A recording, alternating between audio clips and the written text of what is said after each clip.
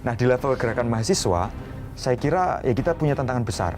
Karena hari ini godaan dan ancaman ketika kita mau melakukan gerakan secara ideal, itu luar biasa. Ketika beberapa mahasiswa diundang ke istana, BEM UGM termasuk BEM yang menolak untuk datang ke sana.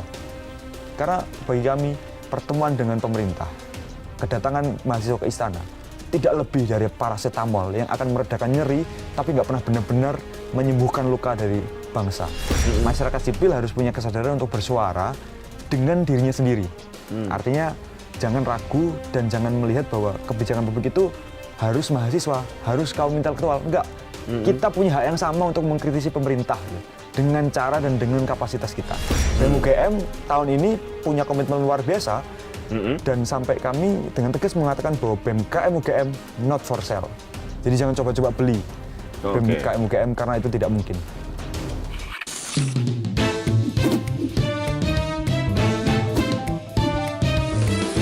To the point aja. Halo Sobat Sindu, 1 tahun sudah Prabowo Gibran memimpin negeri. Banyak janji yang harus ditepati. Namun, di tengah euforia kekuasaan, suara mahasiswa menjadi cermin. Apakah pemerintahan ini berpihak pada warga atau hanya pada yang ingin menikmati singgasana? To the point aja. Kita berbincang bersama Ketua BEM UGM 2025, Tio Ardianto. Selamat datang, Bung Tio. Terima kasih, Mas Ike.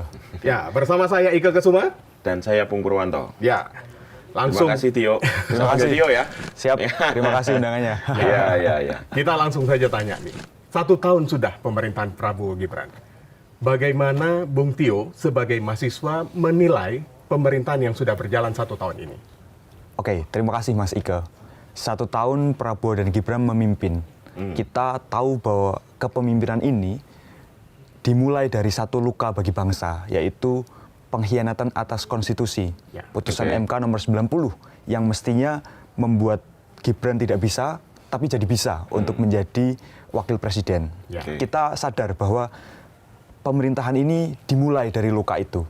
Dan luka atas konstitusi itu menguji sebenarnya apakah itu luka yang harus dibayar bagi sebuah kemenangan rakyat atau bagi para elit saja. Nah, kita cek dalam 1 tahun terakhir ini, apakah kebijakan-kebijakan program yang dicanangkan oleh Prabowo Subianto dan Gibran itu berorientasi pada kesejahteraan rakyat atau berorientasi pada konsolidasi politik supaya oligarki sekaligus elit hari ini punya kekuasaan yang mapan dan sempurna bahkan menjelang 2029 dan seterusnya. Kita ilustrasikan dengan 3 kebijakan saya kira. Yang pertama adalah Koperasi Desa Merah Putih yang secara top down membuat lebih dari 80.000 desa itu punya koperasi. Sejak awal, secara konseptual saja ini salah karena koperasi itu harusnya bottom up. Dia lahir karena aspirasi masyarakat, aspirasi satu community tertentu. Tapi yang terjadi adalah ini kebalikannya, justru top down. Nah, ini menandakan bahwa ada sesuatu yang direncanakan di baliknya di luar dari urusan-urusan soal kesejahteraan. Saya melihatnya bahwa Koperasi Desa Merah Putih ini urusannya adalah tentang konsolidasi politik. Bahwa dengan memberi 80.000 lebih desa itu koperasi, yang mekanisme adalah hutang melalui himbara, maka sewaktu-waktu ini bisa jadi kartu as, semacam sandera politik bagi kepala desanya ketika tidak berhasil mengelola keuangannya dengan baik.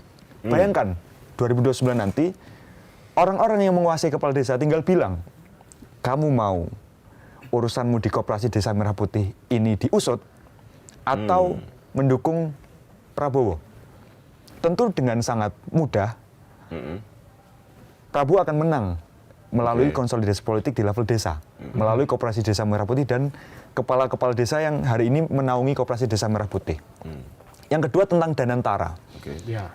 Jadi kalau Koperasi Desa Merah Putih itu adalah konsolidasi politik di level grassroots, akar rumput, maka sebenarnya Danantara adalah konsolidasi politik di level elit. Hari ini kita lihat melalui Danantara, Prabowo merangkul dan mengkonsolidasikan kekuatan politik di level elit kita, terutama elit ekonomi.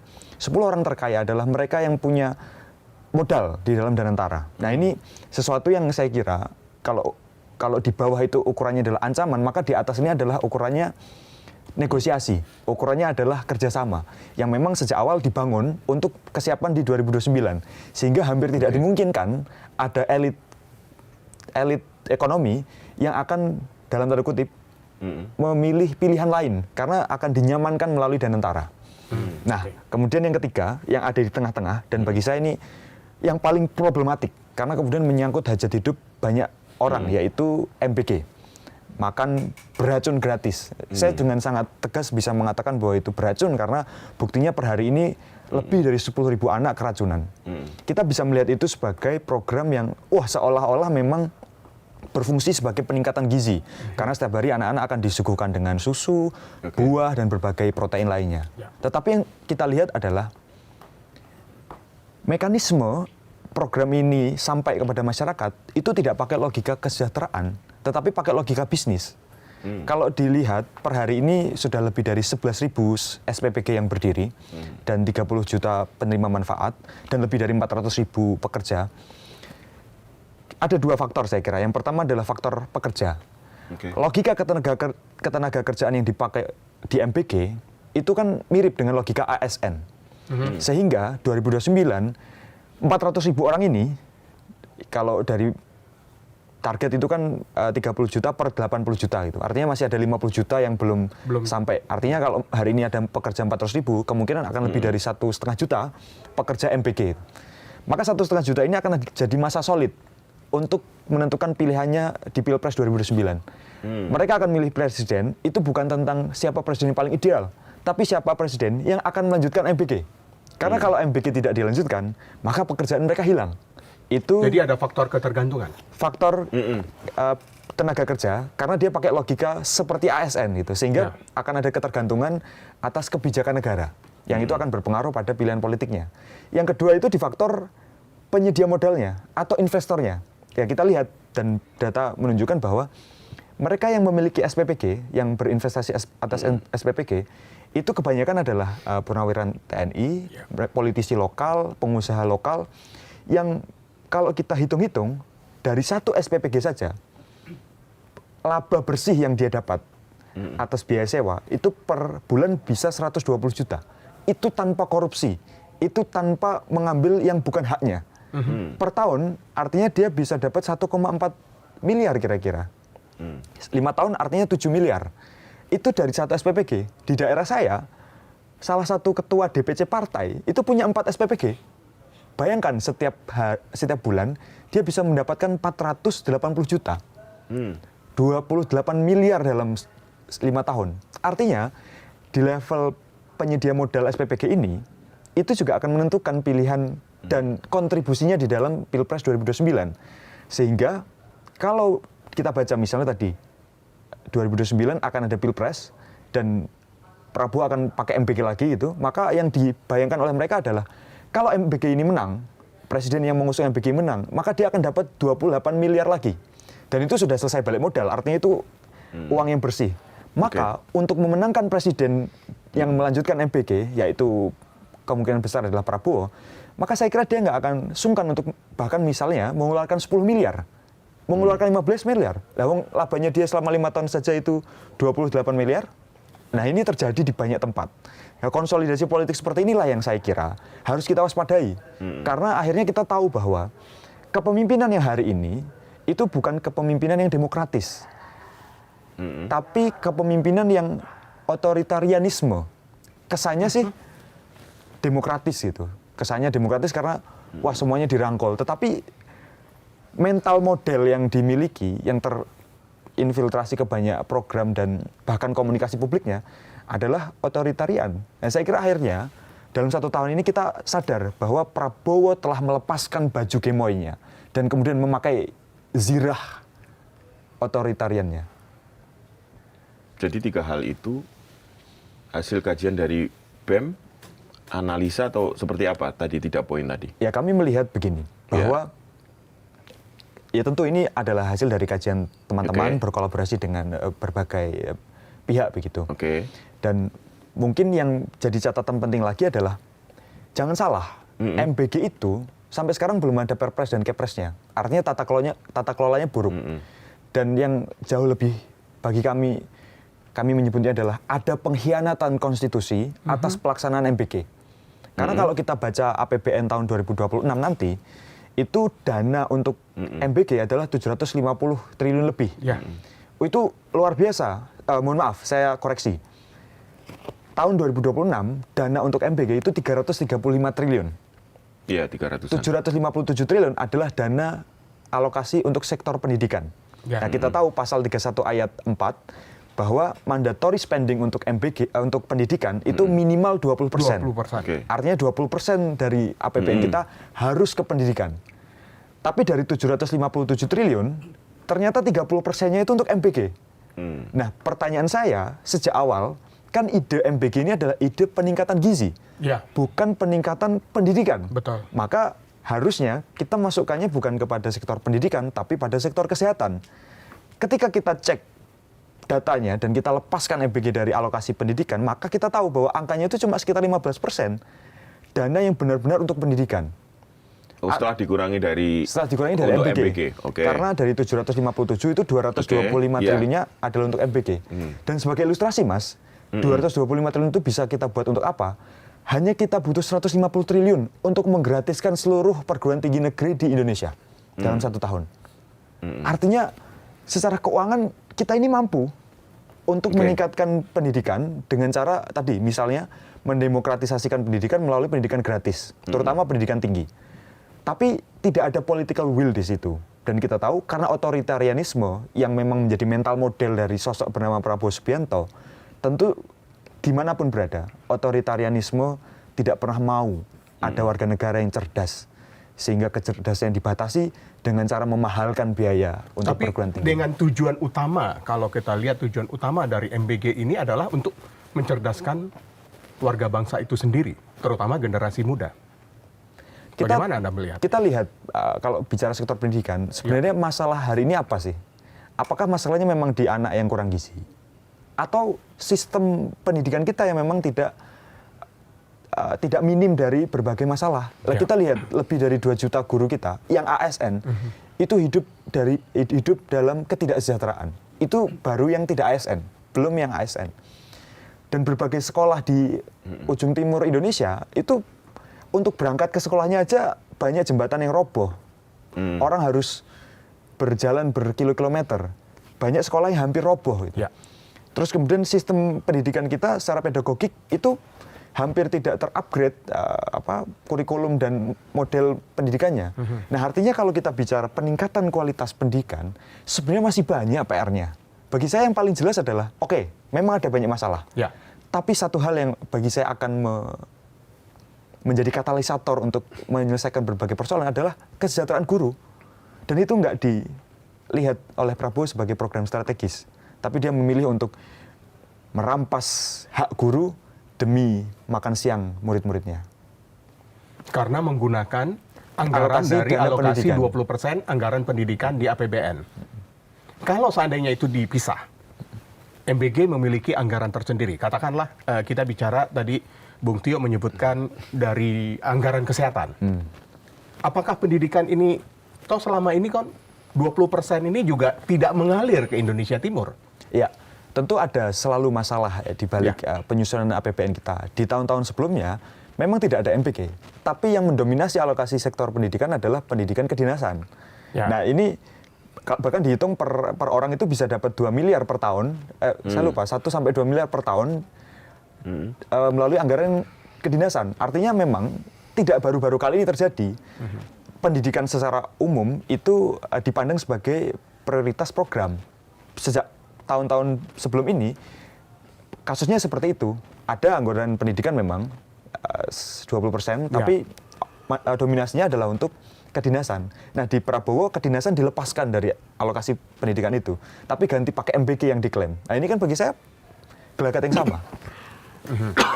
Seberapa kuat hasil temuan teman-teman mahasiswa, kawan-kawan di mahasiswa ini, terkait ada indikasi permainan politik di situ?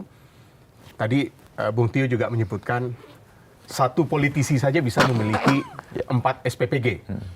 yang satu SPPG dalam kurun waktu 5 tahun, perhitungan kawan-kawan mahasiswa bisa meraup 7 miliar. untung 28 miliar ya. 28 itu 4 SPPG. 28 Satu SPPG 7 miliar. 7 miliar. Nah, apa yang menjadi acuan sebenarnya hitung-hitungan itu? Apakah ini kemudian penunjukan SPPG itu memang sekedar penunjukan dan kemudian tidak berjalan sebagaimana yang selama ini diberitakan bahwa untuk menjadi SPPG syaratnya A, B, C, D yang sangat ketat gitu. Nah, coba kita lihat.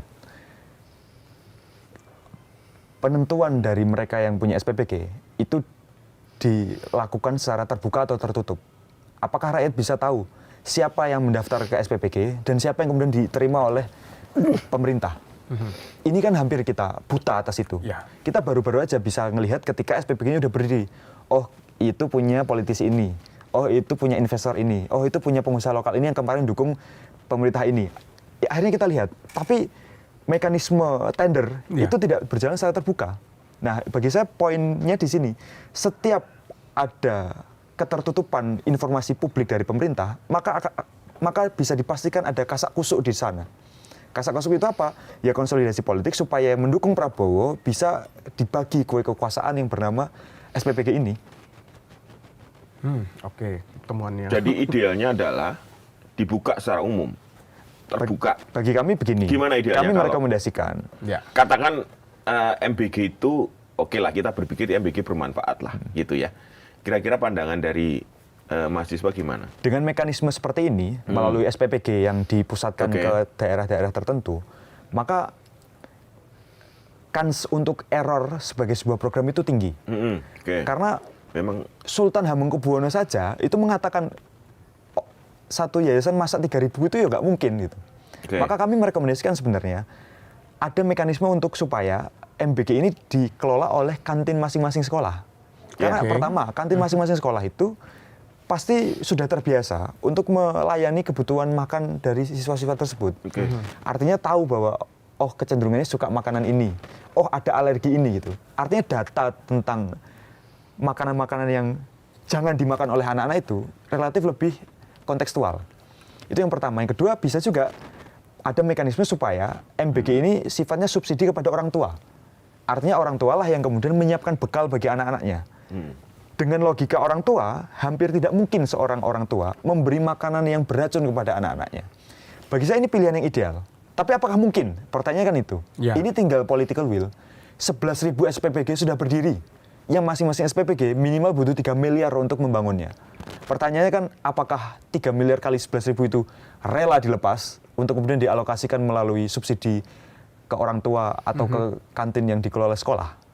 Nah, ini kan tinggal keberanian Presiden Prabowo dalam mengambil keputusan. Apakah Presiden Prabowo akan menjadi macan atau menjadi kucing? artinya memang ini waktunya untuk dievaluasi gitu. Ya, saya kira 1 tahun ini adalah waktu yang tepat Ya, betul. untuk Prabowo Memang- berendah hati. Iya, karena memang kita akui kita banyak masalah juga ya. Ya. Kita juga ngasih masukan juga.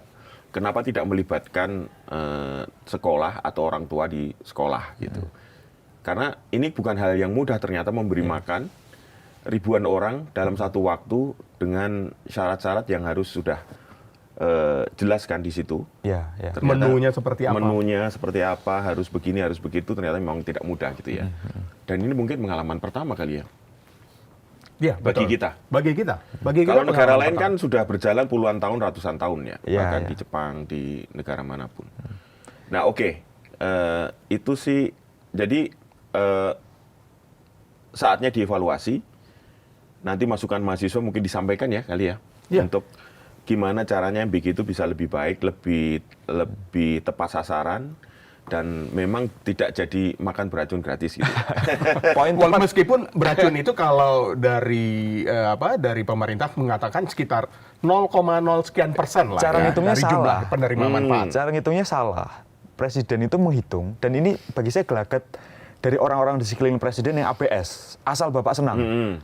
Maka kemudian diaturlah. Ini mirip lah ketika misalnya data pertumbuhan ekonomi kita dipalsukan. Ya. Di BPS menghitung 5,12%, tapi aslinya itu 4,04%. Ini mirip juga dipakai untuk kasus keracunan. Ada orang ABS yang ngomong ke presiden bahwa enggak Pak, yang keracun cuma 0,00017%. Dengan menghitung jumlah keracunan, dibandingkan dengan jumlah porsi yang sudah diberikan.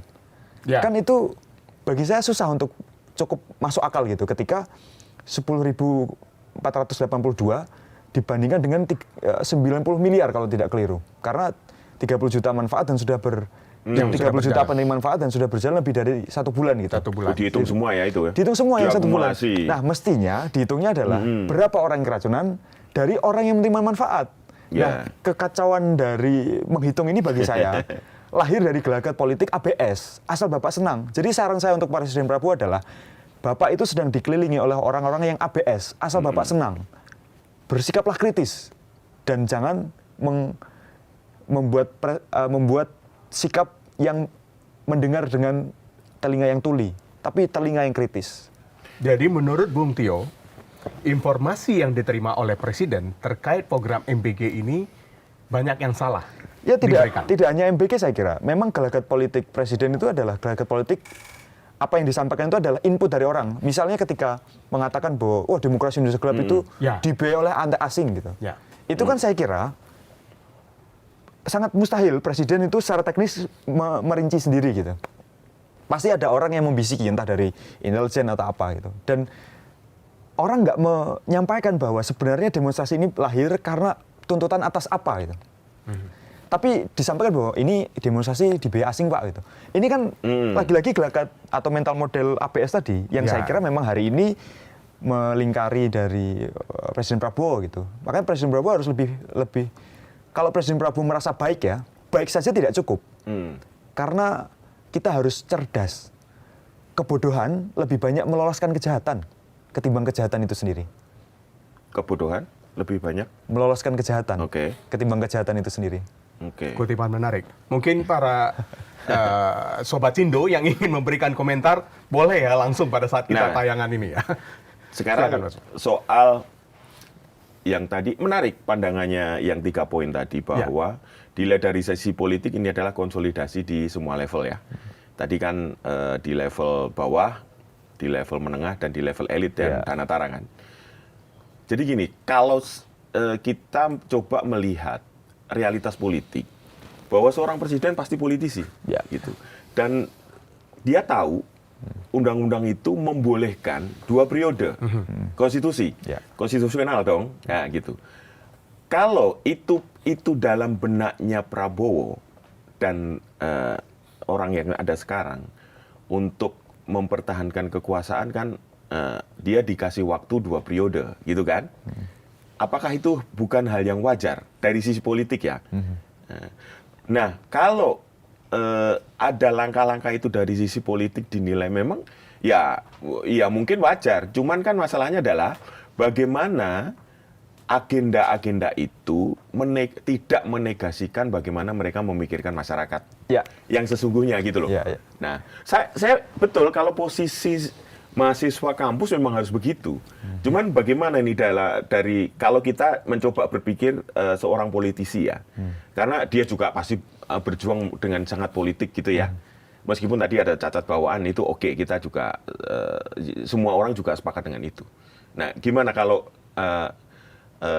usulan dari teman-teman mahasiswa? Bagi saya politisi itu tugasnya adalah untuk mensejahterakan rakyat, untuk menjalankan amanah konstitusi, bukan untuk mempertahankan kekuasaannya. Mempertahankan kekuasaannya itu adalah mental model dari feodalisme. Jadi orang yang cenderung ketika berkuasa pengen berkuasa selamanya. Dan ini memang mental model kita tidak hanya di pemerintahan Prabowo gitu, di pemerintahan sebelumnya pun demikian gitu, dengan menitipkan anaknya sebagai wapres itu kan bagian lain dari cara untuk mempertahankan kekuasaannya meskipun dengan cara lain ya. Meskipun secara kekuasaan mungkin tidak seabsolut sebelumnya gitu. Tapi tetap saja bahwa mental model untuk selalu mempertahankan kekuasaan itu memang ada di elit kita. Cuma pertanyaannya kan apakah itu yang menjadi prioritas atau kesejahteraan rakyat yang menjadi prioritas.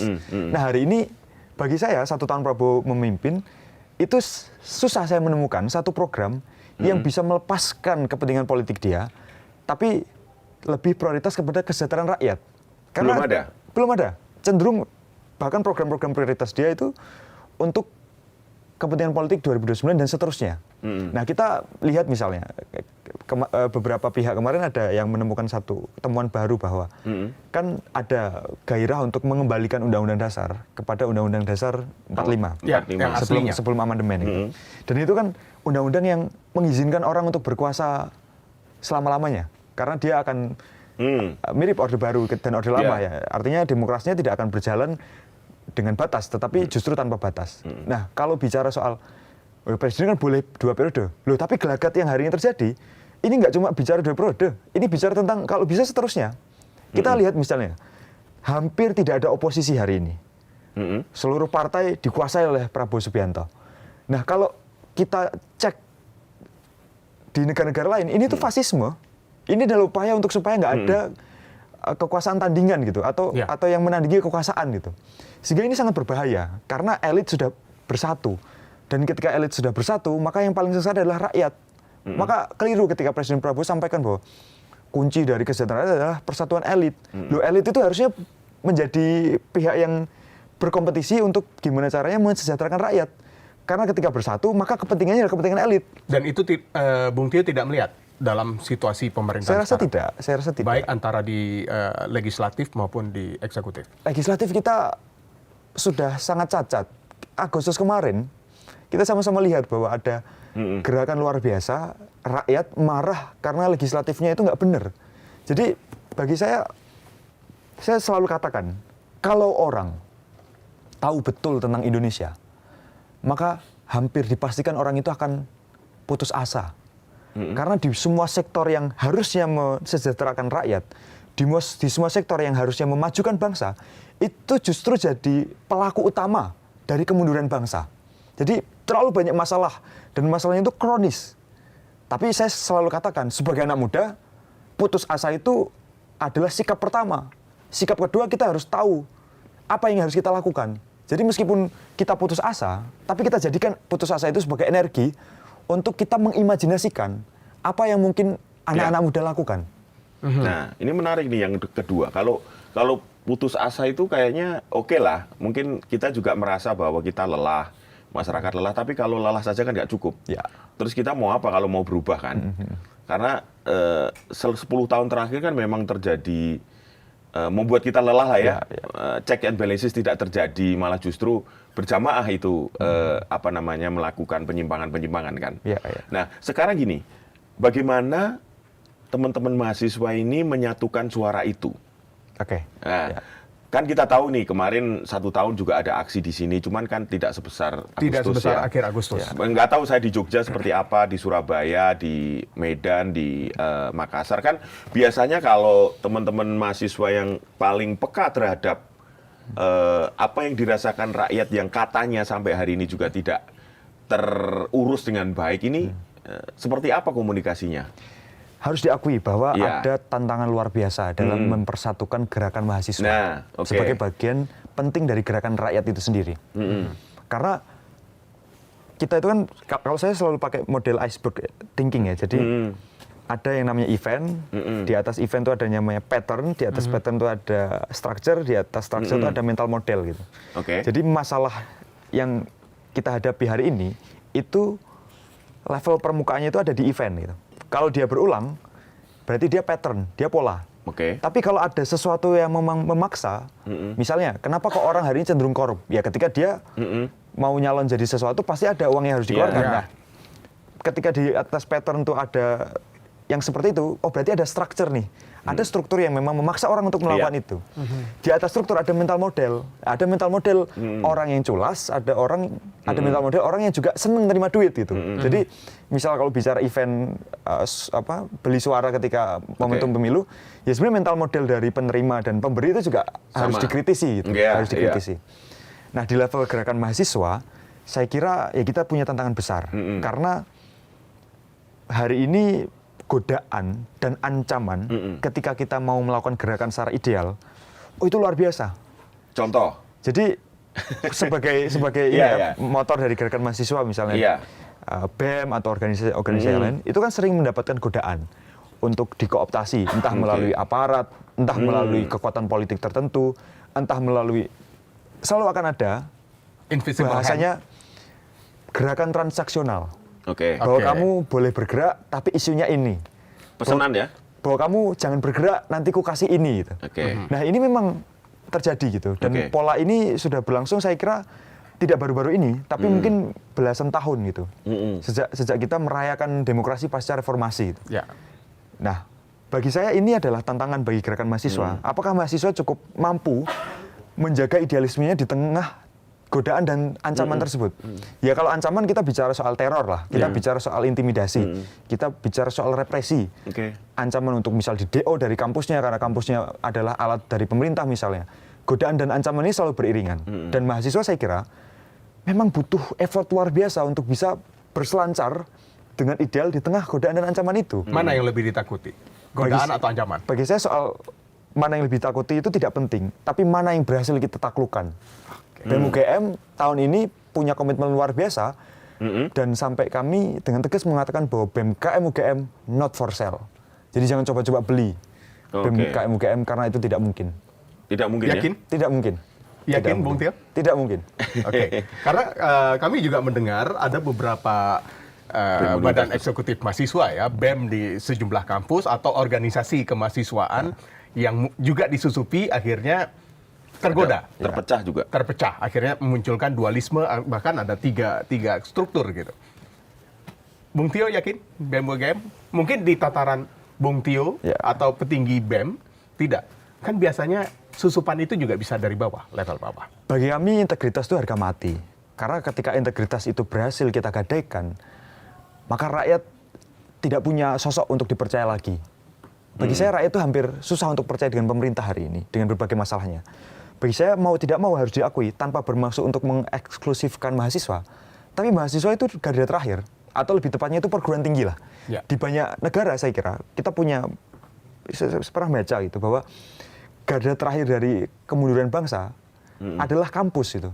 Kalau kampusnya itu masih berdiri tegak untuk menjaga idealisme dan integritas, maka kita masih bisa berharap. Tapi kalau kampusnya udah justru menjadi alat kekuasaan, ya maka kita susah untuk berharap. Nah, BEM KM UGM memang terpaksa gitu. Kami memaksa diri kami dengan setegas-tegasnya untuk mengambil posisi yang super ekstrim. Jangankan bernegosiasi kepada orang-orang yang berkemungkinan untuk bertransaksi, membuka komunikasi saja kita enggak. Oh gitu? Bukan hal yang rahasia saya kira. Ketua BEM itu selalu akan dihubungi orang-orang tertentu untuk kepentingan-kepentingan tertentu. Dan saya punya komitmen untuk enggak membalasnya bahkan melalui WA gitu. Apalagi jangankan ketemu gitu. Sehingga susah untuk kemudian mencari, susah dan sebenarnya mustahil itu, untuk mencari bahwa BEM KM UGM hari ini berkasak-kusuk dengan orang-orang yang mengkooptasi gerakan. Nah, Ketika beberapa mahasiswa diundang ke istana, BEM KM UGM termasuk BEM yang menolak untuk datang ke sana. Karena bagi kami pertemuan dengan pemerintah, kedatangan mahasiswa ke istana tidak lebih dari paracetamol yang akan meredakan nyeri, tapi nggak pernah benar-benar menyembuhkan luka dari bangsa. Waktu itu kita butuh sistem pengawasan yang ketat untuk DPR. Waktu itu kita butuh tunjangan dan gaji yang berkeadilan untuk DPR. Bukan pertemuan dengan istana. Tapi seringnya DPR juga kan? dengan DPR juga. DPR juga kan? Tapi Kemarin seringnya pemerintah dan DPR yang melakukan sesuatu yang sifatnya paracetamol. Nah, makanya BEM KM UGM jangankan bernegosiasi atau bertemu, berkomunikasi saja kami memilih untuk tidak. bagaimana Bung Tio bisa meyakinkan banyak kritikan yang disiapkan oleh teman-teman BEM, kalau tidak ada undangan pertemuan dengan pemerintah, bahkan juga dengan legislatif, itu tidak dipenuhi. Silakan Bagaimana menyampaikan kritik itu? Silahkan datang ke kami kalau memang mau mendengar kritik dari kami. Di luar dari apa yang kami sampaikan secara terbuka. Kami selalu kok memproduksi kajian-kajian yang kami sebarkan secara terbuka. Jadi kalau DPR, sayangnya kan DPR memang nggak banyak baca kan. Ketika Sahroni rumahnya digeledah aja hampir tidak ditemukan itu buku bacaan yang dia punya gitu. Maka kalau DPR mengkritik bahwa lah kami pengen dengar kok tapi nggak mau datang lah, kan kami sudah sediakan untuk dibaca. Kalian aja yang nggak mau baca kan begitu. Maka jawaban kami, kalau memang mau ada pertemuan ini silahkan datang. Kita sediakan diskusi secara terbuka. Itu kami lakukan ketika bicara soal tambang di DIY. Tambang Galense waktu itu di DIY, kami undang gitu secara terbuka DPRD waktu itu untuk datang ke bundaran UGM dan berdiskusi dengan kami. Dan itu terbuka, artinya tanpa kasak-kusuk. Dan kami benar-benar menyampaikan seluruh kritikan secara terbuka di situ. Nggak ada kasak-kusuk di belakang bahwa nanti kamu harus ngomong. Nggak. Termasuk ketika kami misalnya bicara soal KUHAP itu. Kami undang wakil menteri, kami tantang secara terbuka untuk debat bersama mahasiswa. Beliau datang, dan ketika datang, yang nyambut gak hanya UGM, tapi kami waktu itu konsolidasikan dengan jaringan lintas kampus. Ada Brawijaya, ada Undip, ada Unisula Semarang, ada UNS Solo. Banyak kampus yang waktu itu datang dan mendebat wakil menteri, yang kebetulan adalah guru besar UGM, Prof. Edi Hiarits.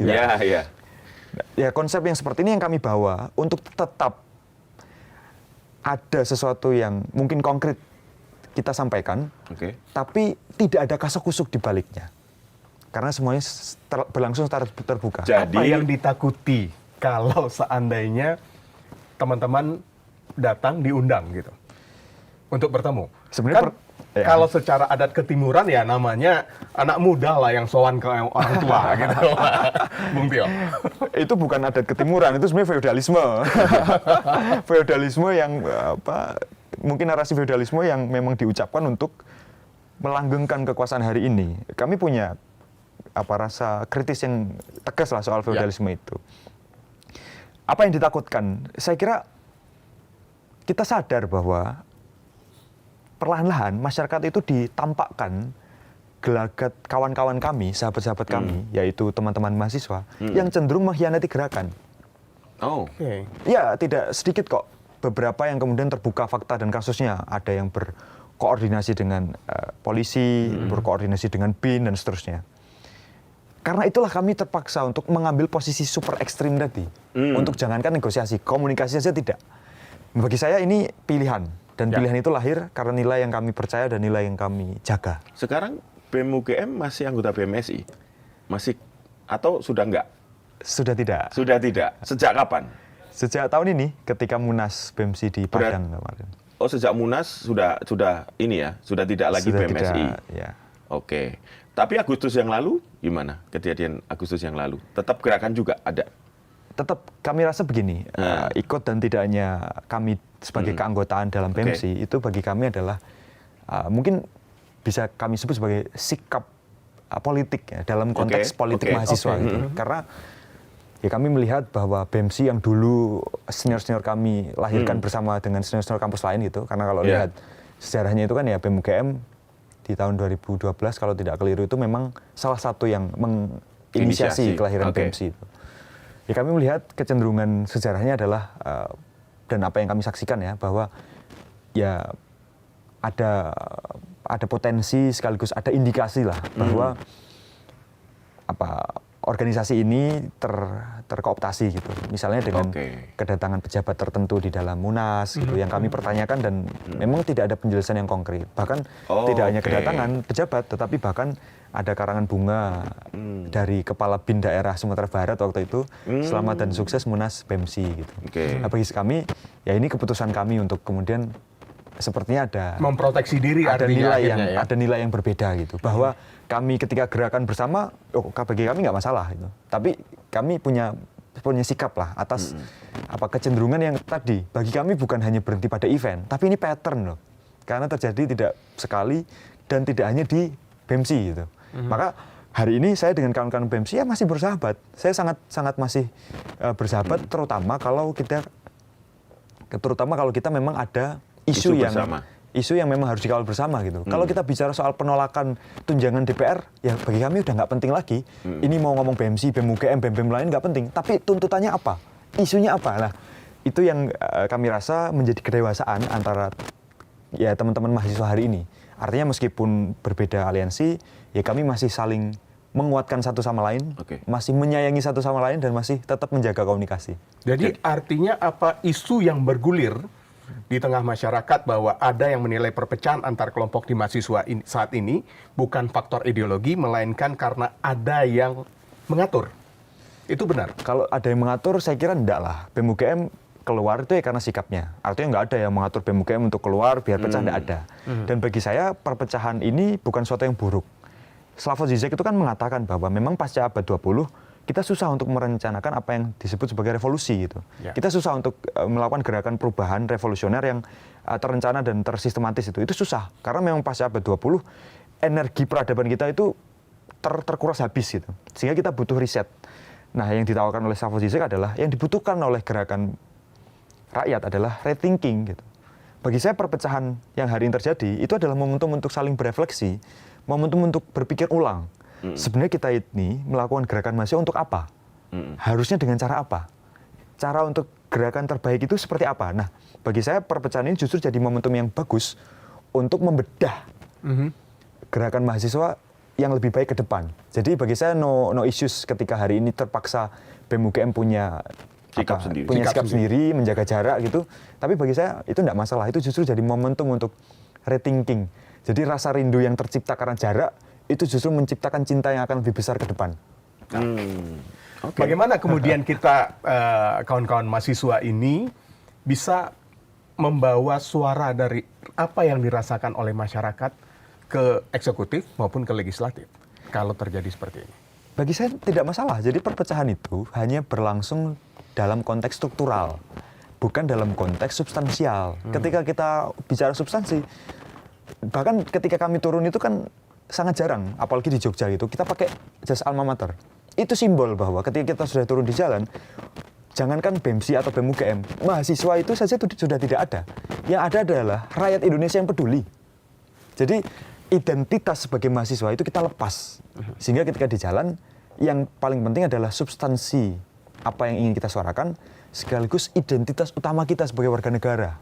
Tapi kan gini, pada satu titik ya ketika publik atau masyarakat secara keseluruhan ini merasa capek dengan kebijakan pemerintah yang mengecewakan, itu pasti mereka kemana mahasiswa gitu kan. Mereka masih, ya mungkin ada sebagian yang masih melihat ketika tahun 98, apapun perubahan digerakkan oleh anak muda yang diwakili oleh kaum intelektual yaitu mahasiswa gitu. Artinya kan posisi mahasiswa ini masih penting gitu. Ya, gimana kalau sekarang mereka harus membangun, mungkin situasinya nggak ngerti ya kalau kalangan Gen Z lebih berbeda lagi kan. Kalau 98 kan jelas ya berdasarkan organisasi kampus masing-masing yang saling mendukung kuat dan akhirnya waktu itu rezim yang sudah 30 tahun tumbang juga gitu kira-kira. Nah nanti bentuk gerakannya kan sekarang masih refleksi nih. Yang masih refleksi. Atau kira-kira gimana Tio? Seperti Nepal atau nanti bentuknya seperti apa Tio? Saya kira begini, kalau saya bilang ini adalah masa rethinking, itu bukan berarti kita nggak melakukan apa-apa. Itu satu hal tuh. Jadi kita tetap melakukan sesuatu, tetapi kesadaran yang lebih tinggi adalah kita sadar bahwa kita utamanya adalah rethinking. Kita berpikir ulang sebenarnya model gerakan seperti apa yang baik untuk ke depan. Yang jelas pertama adalah kalau rakyat masih berharap kepada mahasiswa ketika ada kebijakan publik yang nggak bagus, sebenarnya itu adalah gelagat dari masyarakat sipil yang belum mapan. Karena masyarakat sipil, masyarakat di dalam negara yang memilih sistem republik, itu kan sebenarnya tidak perlu mewakilkan aspirasinya ke dalam kelompok-kelompok tertentu. Dia punya tanggung jawab dan dia punya hak sendiri untuk menyuarakan apa yang menurut dia nggak beres. Artinya ketika masyarakat masih pengen hanya mahasiswa yang bergerak, itu sebenarnya perlu dikritisi juga. Karena ya ketika sudah bicara soal isu kemasyarakatan, ya mestinya semua masyarakat yang bergerak gitu. Bahwa kemudian mahasiswa menyediakan diri sebagai fasilitator, katalisator untuk mengarrange, itu sodakohnya mahasiswa. Ya, jadi gini, maksud saya adalah masyarakat kan butuh leader ya untuk memimpin gerakan itu gitu. Jadi kalau mereka turun sendiri ya bisa saja gitu atas nama ojol, atas nama buruh. Tapi kan kalau mahasiswa kan beda ya, gerakannya pasti beda, akan lebih mengena, akan lebih didengar gitu. Kira-kira masih begitu ya. Atau masyarakat sipil yang lain bergabung. Kalau kemarin kan influencer juga ada ya. Nah, gimana ini nanti rumusannya seperti apa? Seharusnya publik untuk menyampaikan keluhan itu atau biar didengar oleh pemerintah gitu. Sebenarnya kalau kita lihat sistem politik kita, mekanisme yang menyambungkan antara warga negara dan pemerintah itu kan partai politik. Betul. Ya, sebenarnya itu idealnya. Harus diakui bahwa sebenarnya di situ kalau pengen aspirasi itu didengar gitu kan. Karena memang idealnya begitu. Cuma kan ya kita hidup di negara yang tidak ideal. Yang anomali kan. Kita hidup di negara yang nggak ideal. Maka kemudian lahirlah gerakan rakyat gitu kan sebagai alternatif dari partai politik yang nggak bekerja. Karena ada kemacetan maka, aspirasi. Bagi saya kalau kita mau rumuskan ke depan, tidak hanya untuk gerakan rakyat saya kira, tapi untuk Indonesia yang lebih baik, ya kita memang perlu lakukan reformasi sistem politik gitu. Mulai dari sistem kepartaian gitu, terus sistem Oke. pendirian partai gitu, sistem partisipasi rakyat atas partai gitu. Itu satu hal. Kalau bicara soal gerakan rakyat sebagai bagian alternatif dari partai politik nggak bekerja, ya saya kira ya rakyat harus sadar bahwa hari ini setiap dari kita itu menggenggam suaranya melalui ponsel yang setiap hari kita pegang itu. Kita selalu berhadapan dengan buzzer yang memaksa kita untuk ditipu oleh pemerintah bahwa seolah-olah persoalannya selesai, bahwa seolah-olah programnya bagus, tapi pada faktanya biasanya itu semacam simulakra. Kalau menurut Bodiat itu adalah itu ya tipuan aja dari realitas yang ada. Jadi simulakra itu kayak informasi yang terus-menerus disampaikan, sebenarnya kebohongan tetapi jadi kelihatan benar karena terus-menerus disampaikan gitu. Ya. Itu simulakra. Nah, bagi saya yang paling minim itu masyarakat sipil harus punya kesadaran untuk bersuara dengan dirinya sendiri. Artinya jangan ragu dan jangan melihat bahwa kebijakan publik itu harus mahasiswa, harus kaum intelektual. Enggak. Kita punya hak yang sama untuk mengkritisi pemerintah gitu, dengan cara dan dengan kapasitas kita. Itu kesadaran yang pertama. Kesadaran yang kedua adalah bahwa mahasiswa itu memang nggak mungkin dibiarkan sendirian. Sehingga kelompok-kelompok masyarakat tertentu, entah itu ormas yang terorganisir maupun yang tidak terorganisir, ya memang harus punya kerendahan hati untuk duduk bersama. Pun di mahasiswa gitu. Ya kadang-kala harus diakui bahwa justru kaum intelektual lah yang kadang merasa di atas menara gading gitu. Ya. Sehingga memang perlu, saya rasa kebersamaan yang lebih untuk memastikan bahwa apa yang jadi suara kita disampaikan juga dengan lidah kita. Artinya suara bersama, lidah bersama. Jangan suara sebagian disampaikan lidah bersama gitu. Jadi kan seringnya ada semacam claiming ya bahwa rakyat Indonesia semuanya mendukung Pak Prabowo gitu. Ya padahal enggak juga. Ataupun claiming yang sebaliknya gitu. Nah, bagi saya itu yang penting di luar dari apa yang ke depan kita akan rumuskan. Kebetulan BEM UGM selenggarakan simposium gerakan nasional akhir Oktober ini. Dan memang misinya adalah rethinking.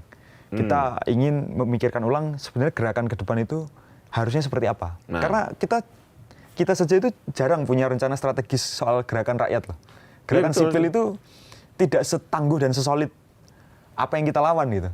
Wong kita demo di poster jam berapa, datangnya jam berapa itu aja kan kadang masih struggle kan. Jadi kita butuh untuk memang merumuskan ulang rencana strategis kita. Jangan-jangan yang memang dibutuhkan hari ini adalah menyelesaikan diri sendiri dulu, mendiagnosa dulu. Misal masalahnya apa? Oh masalahnya kita ini nggak disiplin waktu. Masalahnya kita ini nggak disiplin komunikasi misalnya. Oh ternyata masalah utamanya disiplin. Nah, ini pertama nih. Yang kedua, oh masalah substansial. Mandatory spending pendidikan yang dirampas oleh MBG berapa sih mahasiswa yang bicara soal itu?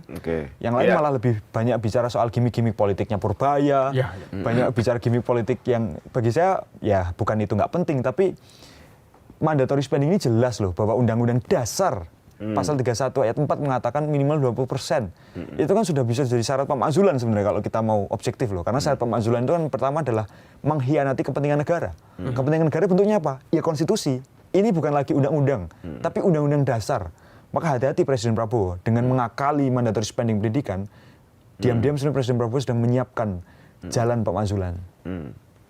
Apakah dengan kelemahan-kelemahan yang Bung Tio sampaikan tadi terkait civil society, yang terkait dengan masyarakat sipil, soal komunikasi aja tidak jalan, soal waktu aja untuk datang lebih tepat waktu aja enggak.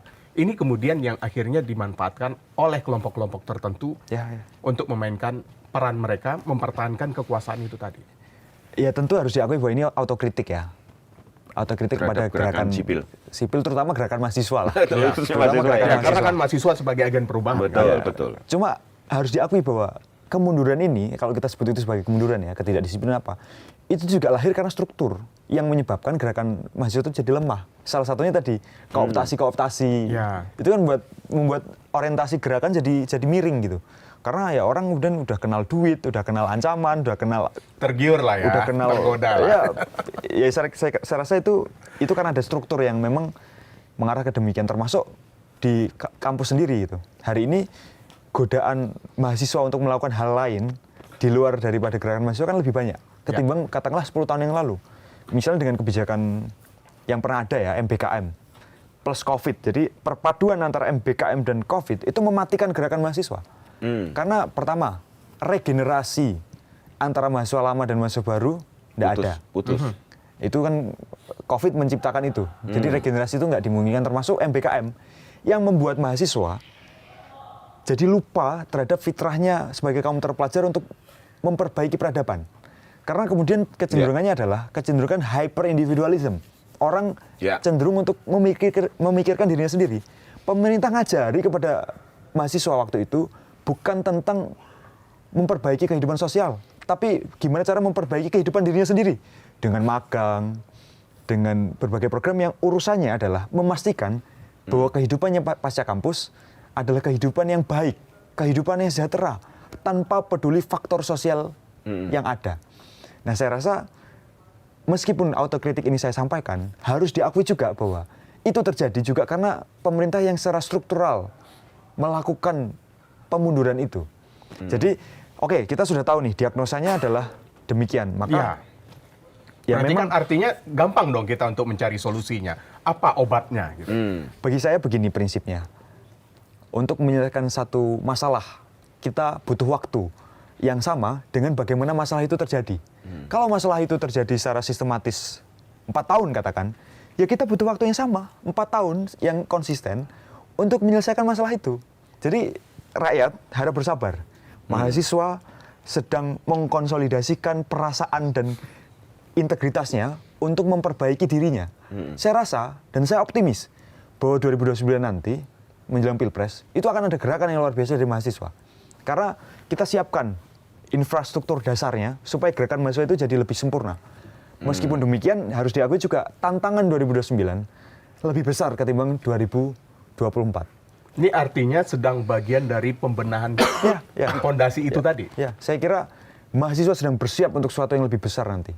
Konsolidasi sekarang ya? Ya, berangsur-angsur kita lakukan konsolidasi itu. Kalau pakai cara berpikir mahasiswa yang kritis itu, di sini konsolidasi kekuasaan, di sini konsolidasi sipil gitu. Kira-kira akan bertemu di mana ini? Iya, kira-kira titik temunya di mana? Ya yang jelas konsolidasi kekuasaan dan politik itu memang lebih solid karena dia penuh dengan infrastruktur, penuh dengan fasilitas, penuh dengan sumber daya gitu. Jadi dia ya kita biarkan udah berjalan dengan sendirinya. Maka saya katakan 2029 itu nggak usah pilpres karena pasti Prabowo yang menang dengan konsolidasi politik yang seperti ini gitu. Tapi jangan salah Presiden Prabowo karena mahasiswa dan rakyat itu sedang mengkonsolidasikan dirinya supaya nggak ditipu lagi di 2029.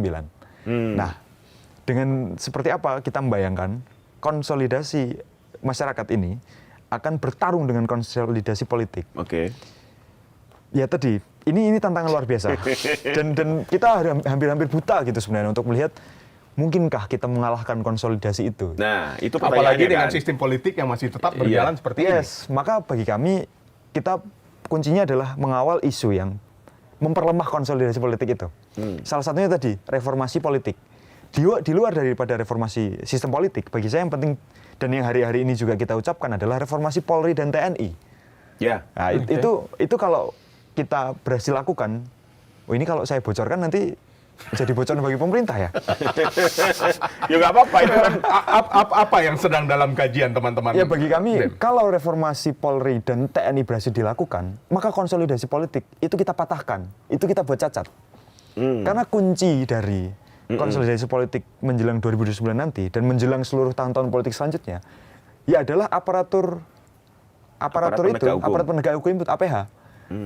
Polri dan TNI, tambah kejaksaan lah. Cuma bagi saya yang paling urgent hari ini karena apalagi dengan UU TNI yang kemudian melanggengkan militerisme, maka yang paling penting hari ini adalah reformasi struktural dan kultural di tubuh kepolisian sekaligus tubuh militer kita. Kalau itu berhasil melalui misalnya ya undang-undang baru, perubahan. Kalau hari ini kan yang terjadi adalah ada semacam transformasi kepolisian gitu kan. Kalau itu berhasil, maka konsolidasi rakyat akan berhasil mengalahkan konsolidasi politik. Sehingga yang menang di 2029 bukan orang yang berhasil mengkonsolidasikan politik, tapi orang yang berhasil mengkonsolidasikan masalah di masyarakat dengan solusi yang akan ditawarkan dari mereka kepada masyarakat.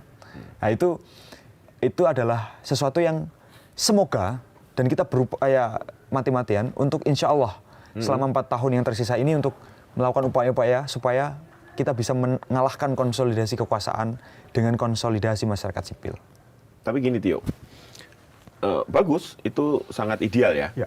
Cuman kan perjalanan kita juga tahu bahwa dari rezim-rezim sebelumnya namanya konsolidasi politik kan mereka juga para ahli, orang strategis yang semuanya bahkan bekas aktivis mahasiswa juga ada di situ. Pasti kan mereka akan juga berusaha agar konsolidasi di sipil ini, yang non politik ini, yang gerakan masyarakat lah ya, itu juga akan digembosi terus ya, satu-satu. Nah, apakah akan ada titik kompromi di situ? Gitu. Artinya gini, kalau tadi kan bahasanya adalah kami tidak penting organisasi bentuknya apa, tapi isu yang kita kita dorong itu bisa diadop oleh orang yang sedang melakukan konsolidasi politik sekarang gitu. Ya kan, sudah sebagian sudah dilakukan, misalnya yang kemarin DPR ya itu mungkin sebagian kecil lah ya, yang gajinya segala macam itu kan bagian yang. Tapi ada yang lebih penting lagi, kalau memang mereka akhirnya mau, meskipun terpaksa ya, dalam tanda kutip terpaksa, karena mereka melihat kalau gerakan-gerakan ini juga tidak diambil aspirasinya, akan bahaya juga kan, karena hitungan politik juga kan pasti. Belajar juga dari negara-negara lain yang langsung tabrakannya keras, jebret kan, seperti di Nepal, di Madagaskar dan lain-lain. Pasti kan mereka juga nggak mau dong Indonesia jadi begitu. Ini dalam kacamata yang kurang konsolidasi politik. Nah, dalam perjalanannya kan tentu bisa nggak misalnya dari tim pihak yang konsolidasi masyarakat ini mendorong isu ini, misalnya tadi reformasi TNI Polri. Ayo dong ini dulu nih, ayo dong ini dulu. Nah, gimana kira-kira? Saya kira titik komprominya begini. Ilustrasinya ya.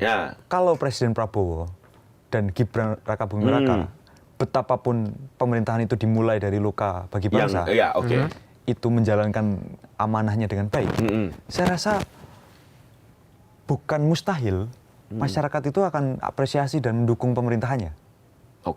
Dan tujuan awalnya ingin mempertahankan kekuasaan hingga periode kedua nggak akan mustahil ya? Itu otomatis saja gitu. Kalau memang dia mensejahterakan rakyat, otomatis terpilih ya? Ya otomatis terpilih. Nggak usah susah-susah ya? Nggak usah susah-susah melakukan konsolidasi politik gitu. Iya. Konsolidasi politik ini dilakukan kan karena tujuannya bukan mensejahterakan rakyat.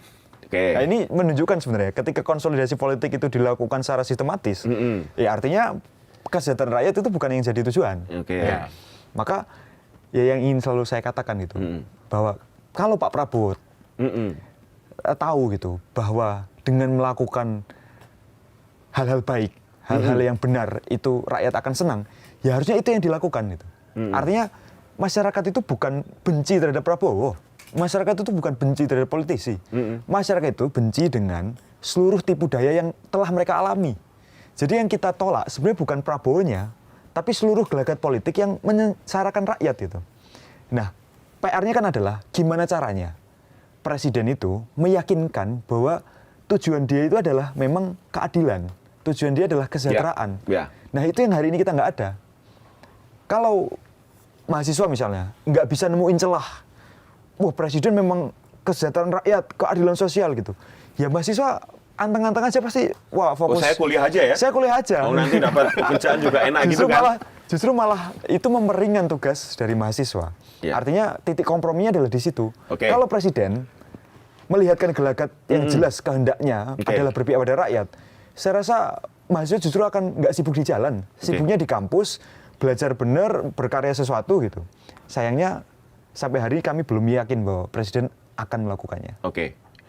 Berarti kayaknya ada traumatik nih 10 tahun terakhir kepada elit politik yang suka berbohong dan ternyata memang tujuannya ya untuk kepentingan pribadi gitu. Jadi ini nggak gampang dong bagi elit sekarang untuk mengembalikan kepercayaan itu. Itu yang saya sebut tadi bahwa untuk menyelesaikan sebuah masalah kita perlu waktu yang sama sebagaimana masalah itu tercipta. Dan memang di Indonesia ketidakpercayaan publik terhadap pemerintah itu nggak baru-baru ini terjadi. Itu adalah akumulasi dari seluruh kekecewaan rakyat, akumulasi dari seluruh kebohongan pejabat. Maka untuk kemudian berhasil men-switch rakyat yang tidak percaya menjadi rakyat percaya, ya Presiden Prabowo harus sadar bahwa dia harus melakukan extraordinary thing gitu.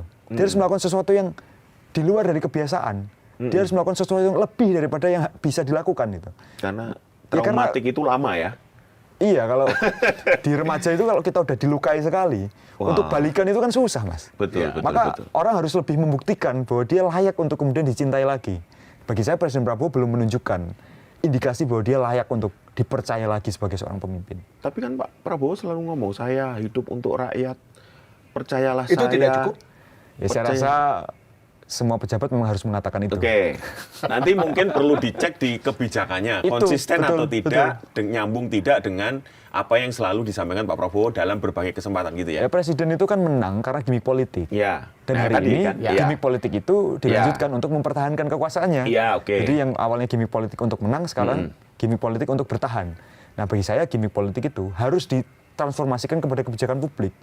Kalau MBG masih logikanya logika bisnis, Oke. kalau dan antara logikanya masih konsolidasi politik di level elit, ya maka mau berharap dengan cara apa rakyat kepada Prabowo hari ini?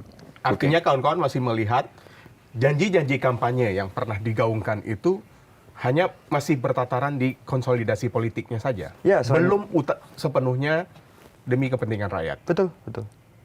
Apa yang harus dilakukan Pak Prabowo agar kerja keras itu segera selesai? Bahwa masyarakat kembali ya minimal 50% lah. Tingkat kalau- kepercayaannya. Mahasiswa lah bisa lebih percaya gitu. Ada 12 leverage point to intervene the system itu Oke. tulisan karya Donella Meadows di salah satu filsuf perempuan Amerika yang bilang soal gimana caranya kita itu bisa mengintervensi sistem. Oke. Saya menyebut ketidakpercayaan publik itu sebagai sistem yang kemudian lahir karena sistem lain yang buruk gitu. Oke. Maka ada tuh 12 poin yang paling rendah sampai paling tinggi. Yang paling rendah adalah change the number. Jadi how to intervene the system dan apa saja yang harus diubah untuk mengintervensi sistem. Yang paling rendah adalah change the number. Dan itu sudah dilakukan oleh Presiden Prabowo dengan mengganti data BPS, dengan mengakali angka keracunan gitu. Dengan menyampaikan narasi bahwa kita akan melakukan pertumbuhan ekonomi sampai 8% gitu.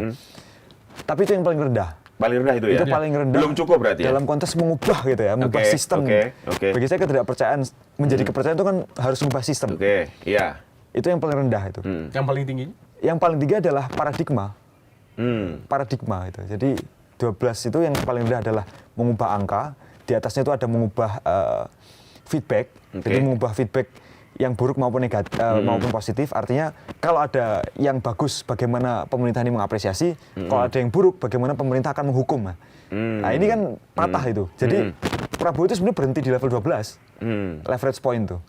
Dia berhenti di ngubah angka saja, tapi dia nggak mengubah feedback atau driving the feedback atau delivering the feedback gitu. Atau mengubah di atasnya lagi ada sumber daya. Gitu. Sumber daya. Hari ini sumber daya ada di level elit saja. Gitu. Oke. Tapi rakyat tidak diberikan ruang untuk mengeksplorasi Ya. sumber daya, kesejahteraan, kerja. Gitu. Ya paling mudah adalah ya kalau mau mengubah kepercayaan rakyat yang awal tidak percaya menjadi percaya, ya berikan rakyat itu kesempatan kerja, kesempatan untuk mengelola sumber daya gitu. Oke. Jangan dibayangkan kalau mengelola sumber daya itu berarti mengelola tambang ya, tapi lebih kepada kesejahteraan gitu. Oke. Ada beberapa poin sampai poin atasnya itu meta paradigma, dan distribusi kekuasaan. Nah ini juga yang bagi saya penting gitu. Dan bisa lah untuk Presiden Prabowo lakukan itu. Apa distribusi kekuasaan yang dimaksud sama Donella Meadows adalah politik itu kan soal kekuasaan, dia soal power. Sehingga untuk mengubah sistem, ya maka distribusi kekuasaan itu harus dilakukan dengan berkeadilan. Nah, hari ini Wamen saja kita punya 59 kalau tidak keliru. Iya. Artinya distribusi kekuasaannya lebih bagus dong. Nah, kita lihat siapa yang dapat wamen. Kan ya mereka yang jadi tim kampanye Prabowo gitu kan. Bukan orang-orang yang memang meritokrasi gitu. Bukan orang-orang yang memang ahli di bidangnya. Lah kepala BKN saja kita itu adalah ahli serangga, bukan ahli gizi. 5 dari pejabat tinggi di Badan Gizi Nasional kita adalah purnawirawan TNI, teman-temannya Prabowo semua. Tim mawarnya Prabowo sekarang juga punya jabatan-jabatan penting di banyak kementerian itu. Artinya bagi saya kepercayaan publik itu bisa dikembalikan kalau ada 12 poin tadi ya. Nanti bisa kita elaborasi di waktu lain lah. Iya. Tapi di antara yang paling mudah dan itu levelnya adalah yang cukup tinggi adalah mengubah distribusi kekuasaan. Jadi jangan sampai Prabowo menampilkan distribusi kekuasaan itu sebagai bagi-bagi kue kekuasaan. No. Ya. Tapi distribusi kekuasaan yang dengan sistem meritokrasi yang Dengan bagus. sistem meritokrasi, menghargai ilmu pengetahuan Ya. itu kan. Dengan menjadikan ahli serangga sebagai kepala badan gizi, itu kan menunjukkan bahwa Presiden Prabowo tidak menghargai ilmu pengetahuan. Ya. Kayak di Indonesia itu dari 280 juta, seolah-olah nggak ada ahli gizi. Ya. Padahal di banyak kampus itu jurusan gizi itu kan jurusan yang bukan Ya. jurusan yang jarang, tidak seperti filsafat itu. Iya. Di Jogja ada akademi gizi kan? Ya, artinya kan tidak kekurangan kita orang-orang ahli gizi. Oke. Baik. Terima kasih Menarik. Bung Tio Ardianto ya, Ketua BEM UGM 2025 telah hadir di studio To The Point aja. Terima kasih. Ya, Ya. sebagai penutup, saya akan menyampaikan setahun pemerintahan berganti, tapi idealisme mahasiswa tetap diuji. Bukan sekedar turun ke jalan, tapi menjaga agar suara kritis tak ikut hilang di telan kepentingan. Saya Eka Kesuma, Saya Pung Purwanto. sampai jumpa. Sampai jumpa. Terima kasih. Ya.